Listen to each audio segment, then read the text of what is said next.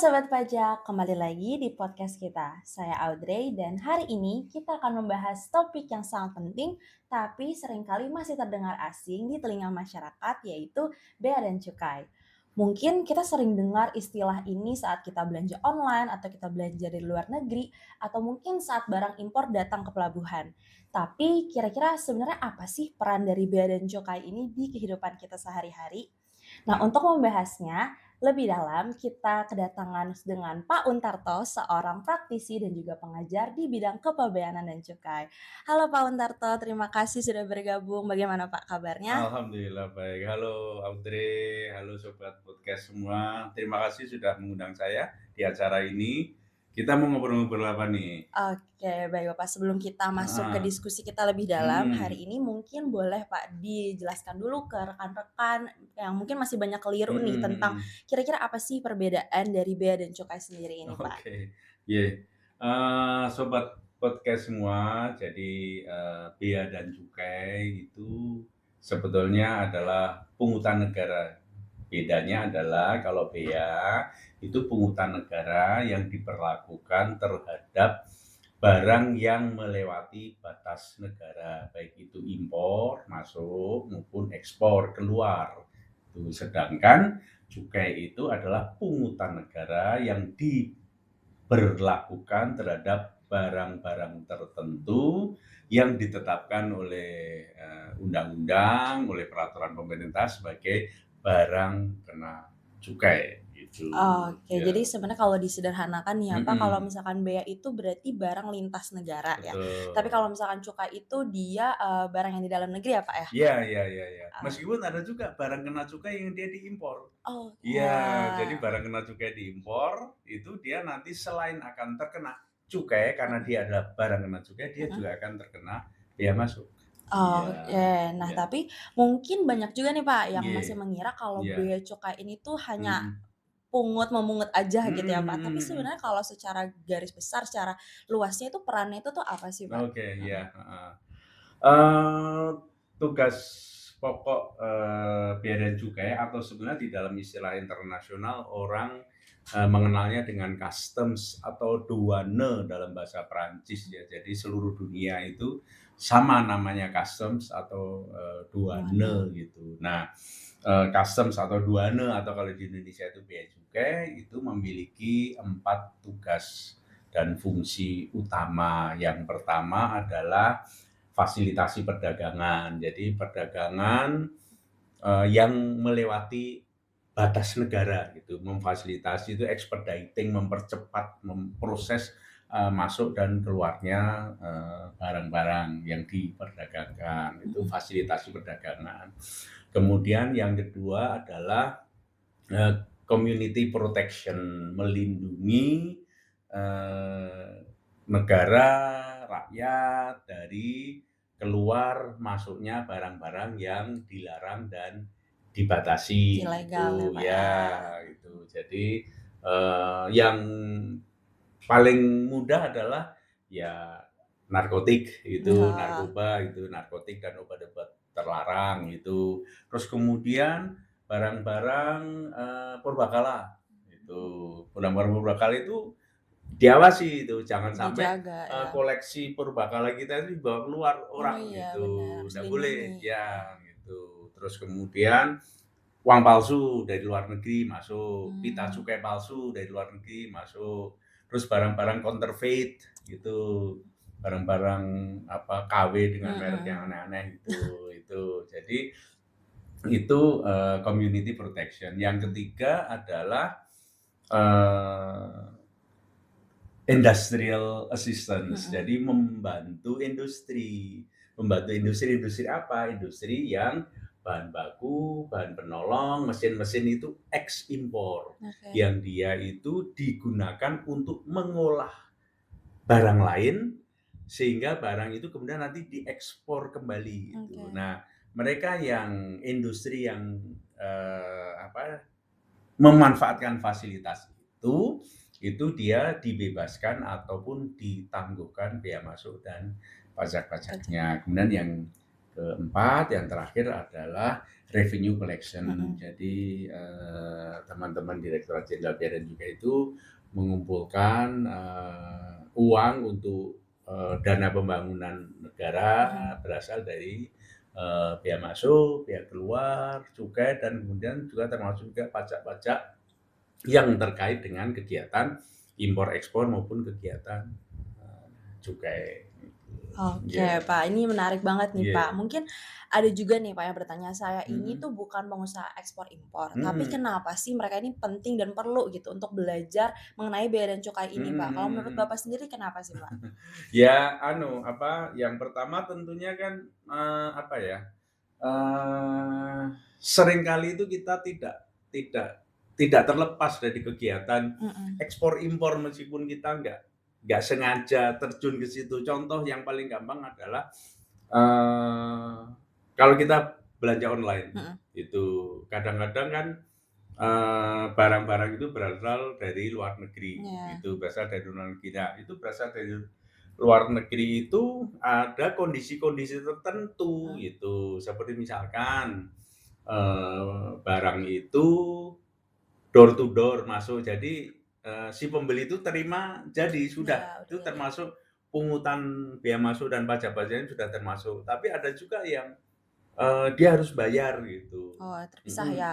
Terpisah Heeh. itu. Nah, itu yang sering kemudian menjadi kebingungan masyarakat, "Loh, ini Mmm, kenapa kok saya masih harus bayar lagi. membayar lagi?" Itu. Mhm. Nah, karena apa, ada kondisi tertentu yang yang ada pada barang itu, gitu. Dan kemudian yang lainnya adalah kalau kita traveling ke luar negeri, Mhm, gitu. Nah, iya. itu nanti pasti akan berurusan dengan customs, baik itu customs di Indonesia maupun customs di Luar negeri. negara luar, gitu Heeh. itu. Jadi pentingnya supaya apa ya, supaya kita memahami betul, dan yang kedua yang sering terjadi itu ya jangan sampai tertipu gitu kan. Biar kita nggak Biar dibodoh-bodohi kita ya, heeh, Pak. jadi biar nggak tertipu karena, modus-modus Oh, penipuan itu banyak sih. itu banyak, tahu-tahu kita ditelepon orang yang mengaku dia orang bea cukai gitu. Mhm. Nah, biasanya kalau ditelepon dan menggunakan nomor nomor pribadi itu Penipuan. sudah pasti penipuan kan gitu, Iya, karena tidak pernah bea cukai itu nelpon dengan menggunakan nomor nomor HP pribadi, pribadi gitu, iya. selalu pakai fixed phone gitu, Oke, mhm. jadi itu makanya pentingnya kita perlu pengetahuan buat diri kita Iya sendiri betul, itu ya. perlu pengetahuan itu, Mhm, oke. Nah, mhm. saya ini juga Iya, sempat lihat nih, Pak, iya. mungkin sekarang nih lagi banyak banget lembaga yang, menyelenggarakan pelatihan dari bea dan cukai ini Oke, gitu. iya iya Mungkin iya iya. termasuk dari program yang cukup lengkap gitu. Iya iya iya Kira-kira iya iya. mungkin bisa jelasin nggak, Pak, apa aja sih materi yang disampaikan dan yang Mmm, akan mhm. dipelajari gitu Mhm kalau mhm. misalkan nih sobat pajak nih Oke tertarik untuk oke, mengikuti iya iya pelatihan? iya. Terima kasih Audrey, sobat pajak sekalian. Jadi, pelatihan bea cukai itu, eee terdiri dari banyak banyak modul ya yang Iya. komplit. Yang pertama tentunya adalah undang-undangnya itu sendiri. Jadi Mhm. undang-undang kepabeanan dan cukai, dasar hukumnya, kemudian tata laksana itu tata cara lah, Mhm. caranya melakukan ekspor, melakukan impor, pengenalan dokumennya, kemudian istilah-istilah yang digunakan di dalam perdagangan, Mhm. Incoterm itu. Jadi terminologi yang digunakan di dalam kegiatan perdagangan internasional gitu. Terus kemudian berikutnya adalah kaitannya dengan yang tadi saya sampaikan, industrial assistance itu fasilitas-fasilitas yang bisa dimanfaatkan oleh masyarakat usaha Mhm. dalam rangka menunjang bisnisnya, yaitu dengan menggunakan fasilitas tempat timbunan Mmm. berikat dan juga kemudahan impor di bidang ekspor. Jadi nanti akan diberikan penjelasan secara lebih detail bagaimana memilih fasilitas yang tepat untuk industri tertentu. Kemudian juga seluruh barang yang diperdagangkan di dunia ini, Audrey dan sobat pajak sekalian, itu memiliki kode khusus Oh, iya. gitu. Namanya klasifikasi barang gitu, dan itu atau harmonized system ya di dalam istilah internasional. Dan kode barang di seluruh dunia itu sama Sama. gitu, karena seluruh negara anggota World Customs Organization, organisasi kepabeanan sedunia itu menggunakan buku yang sama gitu, harmonized system. Jadi mulai dari amuba gitu sampai dengan on the drill pesawat ulang-alik itu Sama semuanya semua ya sama, kodenya ada ya. 99 bab gitu. Hmm. Jadi sama semuanya gitu. Nah, bahwa kemudian ada region-region tertentu seperti ASEAN menggunakan kode yang sedikit berbeda dengan region yang lain itu karena untuk mempermudah perdagangan intra ASEAN. Nah, itu nanti akan dipelajari di dalam klasifikasi barang itu. Terus kemudian nanti, nah ini yang penting juga sistem nilai pabean. Bagaimana menghitung nilai pabean. Jadi nilai barangnya itu dihitung, kemudian dia itu dipakai untuk pokok pengali dari tarif. Nah, tarif itu ada di dalam klasifikasi tadi. Jadi dalam klasifikasi tadi, klasifikasi barang nanti ada tarifnya. Tarifnya 5%, 10%, nah itu dikalikan apa? Ya dikalikan dari Klasifikasinya tadi. ya dikalikan dari nilai barang ini NDPBM, nilai dasar pengenaan biaya masuk. Terus kemudian juga perlu diketahui juga mengenai larangan dan pembatasan barang-barang impor maupun ekspor gitu. Barang-barang apa sih yang dilarang, barang-barang apa sih yang dibatasi itu supaya orang nanti tidak salah gitu. Jangan sampai kemudian melakukan importasi barang-barang yang ternyata dilarang gitu. Nah, itu bisa diketahui dari mana? Dari kode HS tadi, harmonized system tadi, kode barang tadi. Kemudian juga di dalam beberapa kasus karena karena ketidaktahuan, bisa mungkin karena kesengajaan gitu, terus kemudian terkena sanksi itu, sanksi administrasi berupa denda. Nah, bagaimana nanti menghandle apabila terkena sanksi, termasuk juga nanti di dalamnya adalah audit kepabeanan. Jadi secara berkala perusahaan-perusahaan yang melakukan kegiatan ekspor dan impor itu akan diaudit oleh Direktorat Jenderal Bea Cukai, bagaimana menyiapkan audit, bagaimana nanti menghadapi audit, apa yang harus disiapkan itu kita akan pelajari di situ bersama-sama.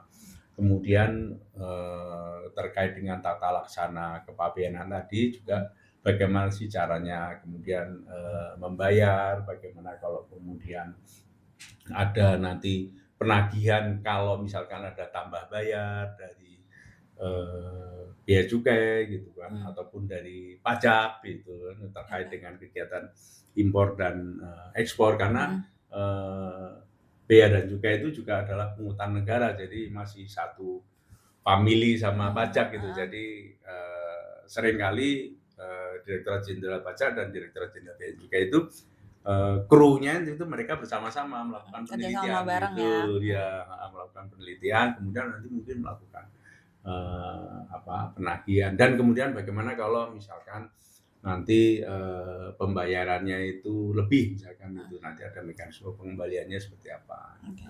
Dan kemudian juga apabila ada sengketa-sengketa yang terjadi di dalam rangka kegiatan impor dan ekspor itu memang agak complicated itu sepertinya, tetapi kalau kemudian kita dalami nanti satu persatu sih insya Allah nanti akan bisa nggak sesusah terdengarnya ya Pak. Lebih baik tahu lah gitu kan, daripada kemudian kita ada masalah baru kemudian kita baru belajar kan keburu telat ya Pak keburu telat gitu kan, jadi harus kita siapkan lebih awal lah.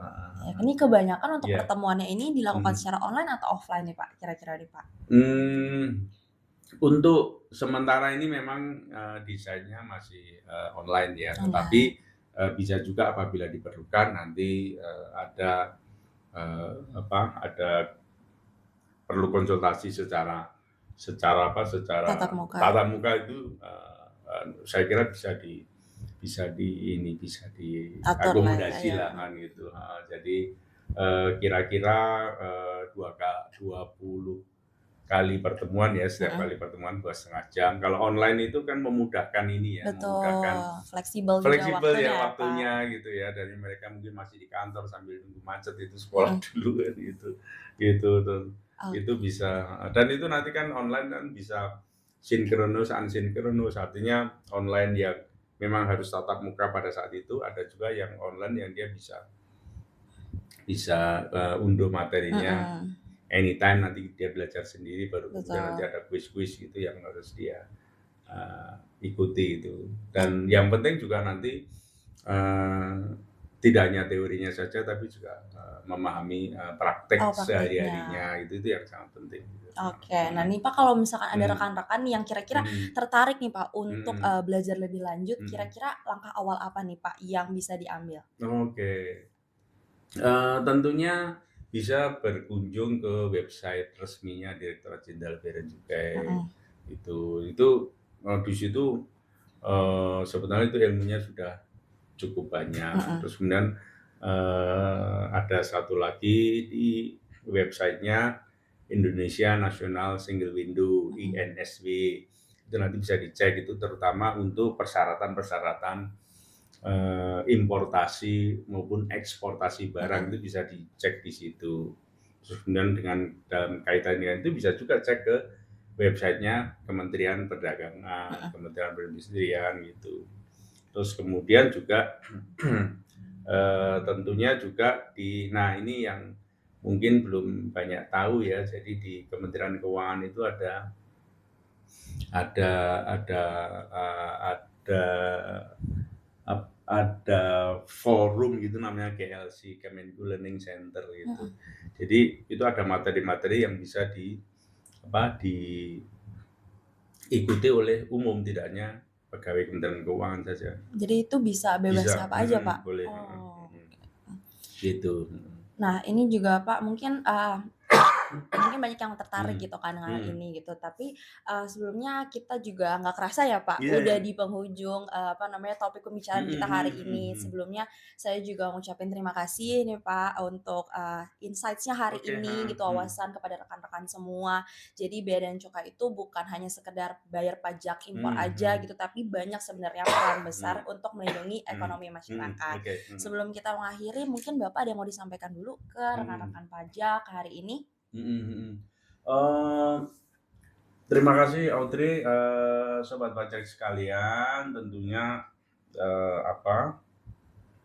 untuk bisa, belajar lebih banyak nanti, sobat pajak tentunya bisa cek ke, eee, HBI Mhm, untuk program-programnya seperti apa sih, yang kami siapkan itu, dan termasuk tidak hanya tentunya tidak hanya pelatihan-pelatihan yang durasinya panjang, mhm. jadi pelatihan yang sifatnya troubleshooting Oh pun ya, bisa dilakukan gitu. Jadi kalau misalkan ada permasalahan di perusahaannya yang terkait dengan kepabeanan dan cukai, itu bisa bisa ditanyakan, nanti oke. bisa dikonsultasikan case by case Oke. basis. Termasuk juga apabila ada sobat pajak sekalian, ada bekerja di sebuah perusahaan yang memang memerlukan pelatihan khusus in-house training, itu bisa juga diakomodasi, saya kira itu. Jadi Oke. yang penting kita mencoba membuka, memulai program ini, dan mudah-mudahan ini bisa dimanfaatkan dengan sebaik-baiknya gitu, Amin. heeh. Baik, terima kasih banyak Pak Oke, Unarto atas waktu dan nggih, pemaparannya oke, yang sangat komprehensif, nggih, dan terima kasih juga untuk rekan-rekan dan juga sobat podcast yang sudah menyimak sampai akhir. Kalau mhm, mungkin kalian tertarik lebih lanjut, jangan ragu untuk ikut pelatihan yang tersedia, salah satunya di HBI College. Kita juga menyediakan kursus secara online yang akan dilaksanakan pada awal tahun 2026 nanti. Nah, untuk kalian yang pengen tahu info lebih lanjutnya, kalian bisa menghubungi kontak yang yang disediakan di bawah, atau mungkin kalian juga bisa direct message DM melalui Instagram kami yaitu di @hbicollegeid. Sampai jumpa di episode berikutnya. Terima kasih. Terima kasih.